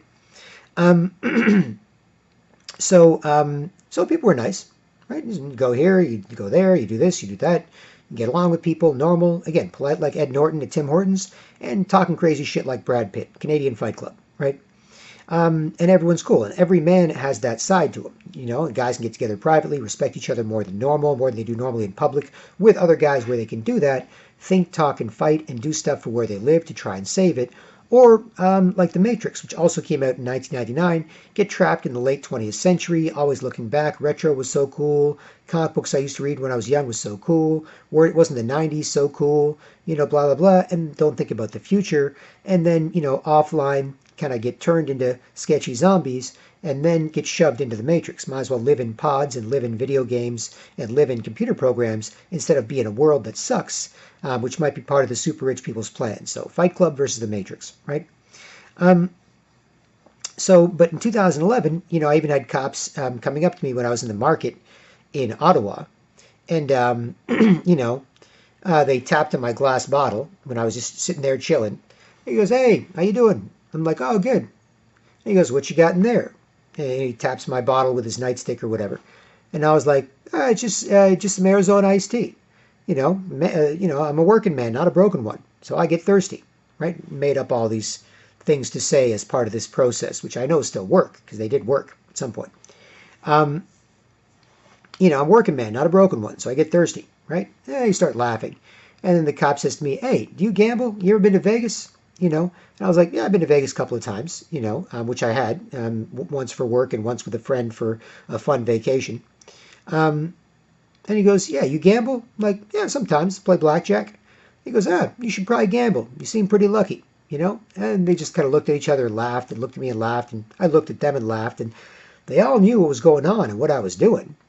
But again, could people talk about it? Strange men bothering each other, bothering girls. Oh, just big dirty little secret.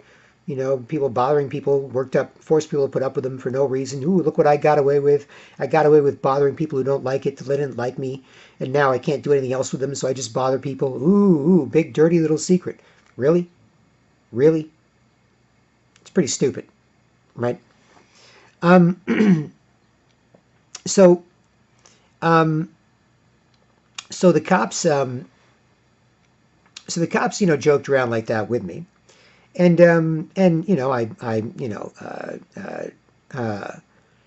I just laughed, and I don't want to bother people, so I don't push it. I just laughed, joked around with them, left it at that, right?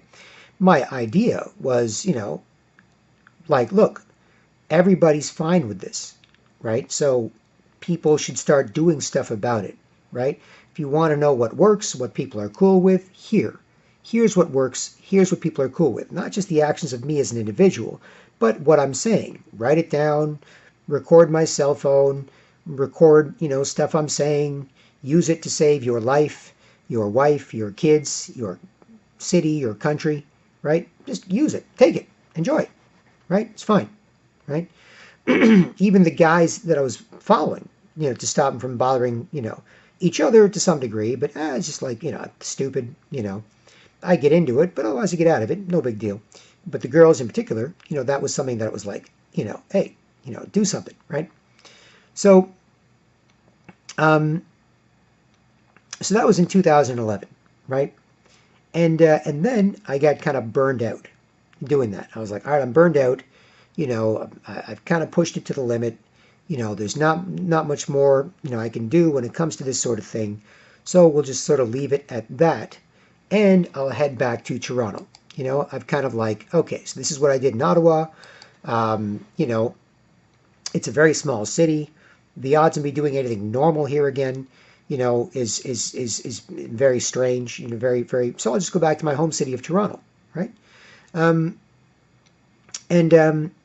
Because I got a huge rep for this. I got a huge rep there, right? Trying to get everybody else going in 2011 in Ottawa. A huge rep.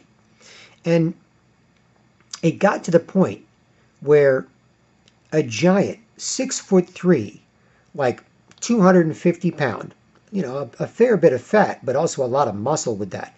6'3", maybe even 6'5", 250, 270 pound guy wanted to kick my ass because I wouldn't look at his girlfriend. Right? I became a guy to flirt with. When other guys are falling apart, not good at flirting, not good at being men who are worth, being cute girls with.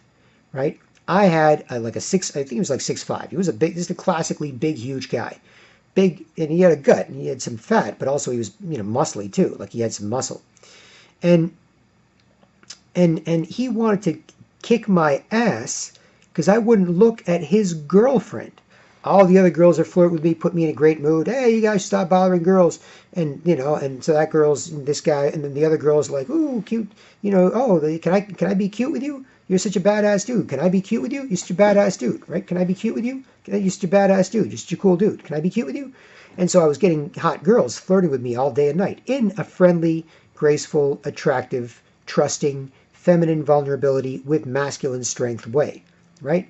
Seeing all sorts of, just everything, just all the girls in Ottawa, right? Even I'd say, the girls are for this, the girls hate this, and I was trying to tell the guys too, like, this is what you'll be losing. You'll be losing cute girls. Like, you'll be losing, the girls will be nice to you. They will be cute with you. If you just keep an eye on things and stop strange guys from bothering them, get them to chill out and be better at being men, then the girls will be cute. And I had like a parade of like 20 girls just marching around Ottawa. Just drop, hot girls marching in support, women's auxiliary. Hot girls marching in support, women's auxiliary. Right? And that's what they do. And I was trying to sell these hot girls flirting with me to everybody else, to the other girls, to the guys, to the cops, to everybody.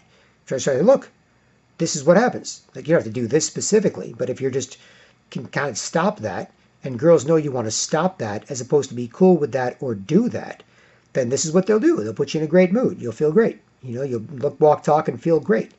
You'll be able to take on everybody. I didn't have 300 men like that movie 300. If I did, this would be done. This would have been done years ago. It was just me, right? So I was trying to say, look, this is what'll happen, right? If you do that, if you just keep an eye on them, and they're like, oh, look at that. He sees a guy bothering a girl, doesn't think it's right. He looks over and keeps an eye on it. Oh, you know what? He seems like a good guy. Let me be cute and friendly with him. Right? That's what I was trying to sell to the girls, or to the guys there. And I was using the girls to sell it. I was like, it's like if you can't handle them, they're my girls, or whatever, right? And they were just like flirting. They didn't have a choice, right? Like, I've joked at times, because, the TV and the media and all these, corrupted sources. I'm not saying everybody there is bad, but there's certain bad ideas they have to push. They push the idea that, women can do anything men can. Women can do anything men can, right? Which is total garbage. Women can't do anything men can. And men can't do anything women can. We are different. We are unique and different. And for other people who aren't straight, who aren't just good at being men and women straight, LGBT, whatever, you should try and fit into that and not just be a bully yourself, getting away with making people put up with you. You should try and actually be good at being a man or a woman too, right? Or you suck at it. You're a jerk. You're a liar. You're a bully. You're beneath, contempt. So fix it or F off. Simple as that, right? And so I was trying to sell the fact that they will be nice to you and they will put you in a great mood. You will put each other in a great mood if you do this. This is all part of my thought process at the time. This is all part of my thought process at the time, right? And so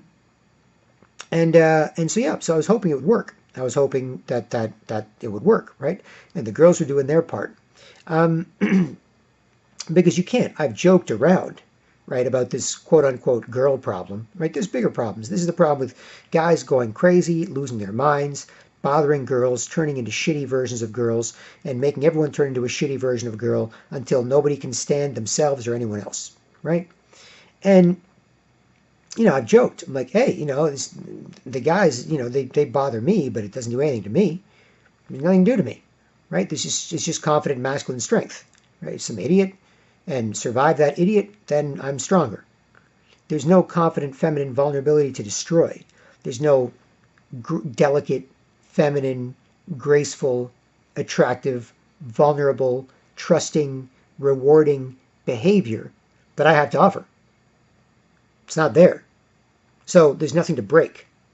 The girls can be broken, right? If the girls aren't like walking slow, looking cool, trying to feel hot, being, people who help people relax and put people in a good mood, and make the world a better place and make the party or the room a better place and put you in a better mood. If they're not, that's what's being destroyed, right? I don't do that. I can be a cool guy. I can help pick people up, but I don't have that delicate feminine vulnerability to destroy. It just sort of bounces off me. If, 4 big fat construction workers, are coming towards me like, hey, that seems like a pretty manly guy. We're rude, ugly girls. Let's go close to him. Let's force him to put up with us. Let's get together and squish him. And these 4, it's happened in Ottawa in 2011. I remember this clearly because I was like, this is so weird. Big fat construction worker guys. Just like, oh, get together, ready, get together, squish them. Right? So they all try to come close to me, like this, like, yeah, look away, like this. They come close and they try and just creep up to you and then go away or whatever. Ally's nothing. He's just stupid, right? And so there's no feminine vulnerability to destroy. And so, it's very, very different, being a man, right? And the guys out there, this is how they're being brainwashed to not show or get respect and not respect each other, to take them out of the game. That's why at manforwars.com, it says there's a war on for your balls. Because this is exactly how they make it impossible for men to fight back against them. This is exactly how they make it impossible for men to fight back against them. This is how they kill men. They turn men into guys who kill each other and kill women and children, and then those women and children kill them back, because then they have no respect for these bigger, stronger men who are supposed to be taking care of them. So this is the murder process. This is how they're being killed. Right? That's why I've got manforwars.com, because this is how they're being killed. And this is what makes them useless when it comes to each other and to women and children, and why they always feel bad and make you feel bad. Right? So So when it comes to that, and the women there, I've joked. I'm like, hey, if women can do anything that a strange man can do, or if women can do anything men can do, do you want to stop all these, assholes from bothering you? Do you want to stop all these strange men from bothering you? Right? Do you want to stop? I know yelling at your own man's not a problem, but the rest? Come on, right? And look, I'm out if you want. You go ahead. Any of you girls want to take over while I'm yelling at these guys and yelling at everybody else to stop this stupidness happening? Any of you? I was like, joking, kidding, sorry. I only make that joke like once a year because the girls really get mad. They really get upset. They get worried you're not going to help them, and they'll be helpless and they have to help themselves. They get worried they have to deal with this. They get really, really pissed. They get really, really mad. Like the same girls that are super nice and friendly and flirty and fun, they get really, really pissed off about that. They get really upset. And so once a year I joke around like that. Once, twice a year max. As part of this process, because otherwise they get really, really pissed. They get really, really upset. So yeah, the girls can do a lot of things, but they get really, really pissed off about that. Like, do you want to deal with all these assholes? Do you want Ottawa, a city of 1 million people? Do you want to deal with 500,000 of these assholes? Bothering you, or bothering each other and bothering you? Do you want to yell at them? Do you want it? Do you want to? Go for it. Like, joke, kidding, joke. And then they look at you like when a girl, when you tell a bad joke that they don't like, or a dirty joke, or a stupid joke they don't like, and they disapprove, that type of thing. They don't like it. Yeah, fine. I was joking, but I like it. I like the power to be able to do that. But I don't like abusing it. So once in a while. But the answer is no, they can't. And they can't check other guys' behavior the way guys can check each other's behavior, right? If you're fighting with a girl, if you win, you're a jerk. If you lose, you're a wussy, right? And if a girl's fighting with you, it's emasculating, right? Because if she's like telling you what to do and, putting you in your place and yada, yada, yada, then it's emasculating. You'll ultimately resent her on some level for that, right? Even a friend of mine with her kid, wrestling with her son or whatever, pinning his arms down, I could see the look on his face. Like, bitch, you crazy? I'd kill someone for you or kill you. Like, this is insane. What are you doing? I'm a man. How could this happen? It's a little boy, right? He's like, whatever, 5, 6, 7, 8 years old or whatever he is. And it's a grown-ass woman, so she could do it. And she's having fun because they're wrestling in that particular thing. But he's looking at his face. I could see his face. I was just looking. I was wincing. I was like, oh, this is so wrong, right? This is just so wrong. It's just so unnatural and so awful and so horrible, right? This is just evil, right? And I can even see the little boy like, what is going on here, right? Like, I may have to do this for you at some point, lady. This is not right, right? And so, so back to Ottawa, as the first part of this, that's what happened in 2011, right? And I was kind of exhausted. I was kind of spent. And when it comes to the bitter spitters, I mentioned, the bitter spitters were some guys in Ottawa. I didn't know who they were, but they would come near me. They would give me a dirty look, and they'd spit. And it seemed to be pretty consistent, like sort of like cult-like behavior. I forget now exactly, but I think it was spit over their right shoulder, or maybe it was their left shoulder, but it was the same thing, right? Just this random guy here, look, dirty look. Another guy, dirty look. And that wasn't all of them, right? There's 1 million people in Ottawa. Everybody knows everybody after a while. And so everybody knew me. I knew everybody to some degree in terms of general familiarity, seen them before. Not like in a bigger city like Toronto or New York or something where that doesn't happen. But in a smaller town or smaller city, that'll happen. And there's a handful of guys. I'd see maybe one a day, one every couple of days or whatever it was, maybe a couple a day here and there, who didn't like it. The rest of the guys were cool. They were cool with it. They were fine. They thought it was cool. And the girls and kids, they all thought it was cool. Cops thought it was cool. But there were some guys who were what I called bitter spitters. I even talked about them publicly in this sense, right? Just to cover my ass, right? And I thought, are you some of the guys who maybe like faux feminized Freemasons who sort of do this privately and then make this normal publicly? Like, are you part of some sort of secret society that is pushing these ideas because you're part of a cult or a group that does it, and you get along with each other, and you think you're pulling one over on the rest of us, and you have some sort of power, and you're in charge, and you get better access to bank loans and to skip lines and better business connections or whatever. Like, who are you guys? Like, I didn't know who they were, right? But there was a group of guys at the time in Ottawa who were these bitter spitters. And they just look at you and they go, pff. They look at me. They'd look at me and go, pff, and kind of spit, right? And so I thought that was really, really strange. Like, I thought that was very, very, very weird. For them to do that. And so I made note of it.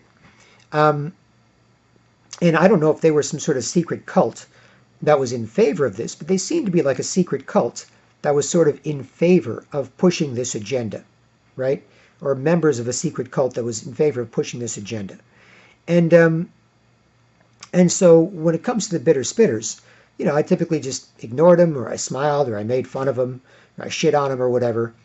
And then I remember there was one point where I was taking a walk along the Ottawa River, right? I think it was the Ottawa River. It might be I think it's the Ottawa River, right?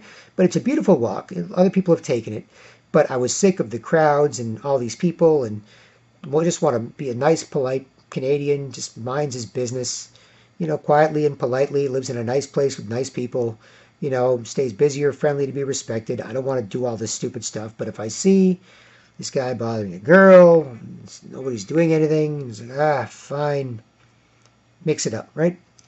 And so, but anyway, I'd like to take a break from that.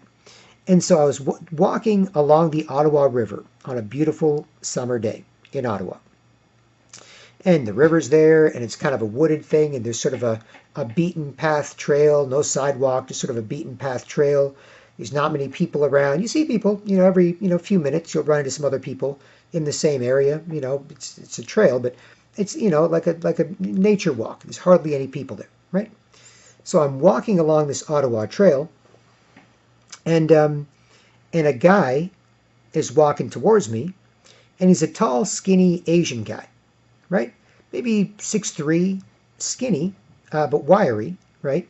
Not weak, frail, skinny, wiry, 6'3", maybe 170, 180, skinny, wiry Asian guy, and he's got a little pissed off look on his face, right?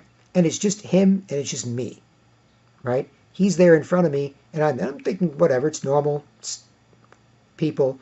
But then he sees me, and he gets a look on his face, and he gets a weird look on his face, and he goes, "Tuh," and he spits. And I was like, oh, crap. It's one of you bitter spitters. And you're not just doing it randomly on the streets of Ottawa. You're doing it here when there's nobody else around beside the Ottawa River, right? So he looks at me, spits, and then he kind of braces for a fight. He kind of puts his fists up. And I'm like, oh, shit. It's one of these cult assholes, and they're bracing for a fight with me. And now what am I going to do? Now I got to fight with this guy, right? And there's nobody else around, right? I don't know if people are coming or going. It's pretty far away from everybody, right? So I'm like, he goes, looks at me, spits, does the usual bitter spitter over his shoulder, and then gets ready for a fight with me. He's a little taller, wiry, but shorter, smaller, right? And I'm like, oh, shit, right? So I pull out a cigarette from my pack of cigarettes, right? I pull out a cigarette, right? I'm like, oh, okay, so I got to brace for this.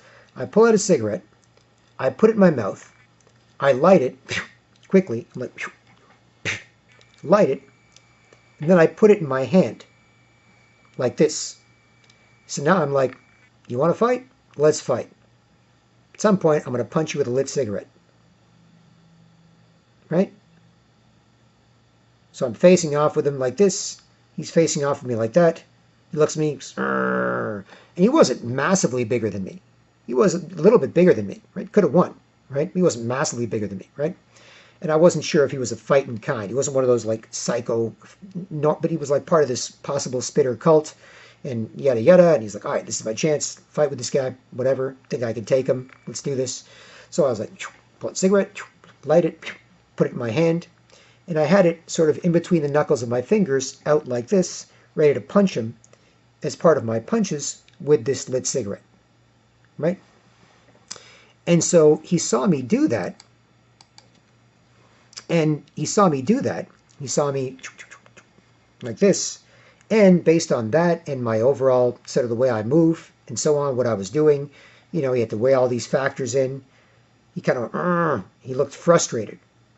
When I saw him look frustrated, I thought, okay, cool, right? So I kind of circled to the right. He kind of circled to his right, my left facing him to his right. We kind of circled each other like this, and we kind of circled past each other. And I kept walking that way, he kept walking that way, and we kind of circled like, okay, we're either going to square up and fight, or I'm going to carefully move this way because I don't really want to. He's going to carefully move that way because if anybody starts anything, it might have to. But, and he kept going, and I kept going, and I kept walking up the Ottawa River. And it was a nice day again.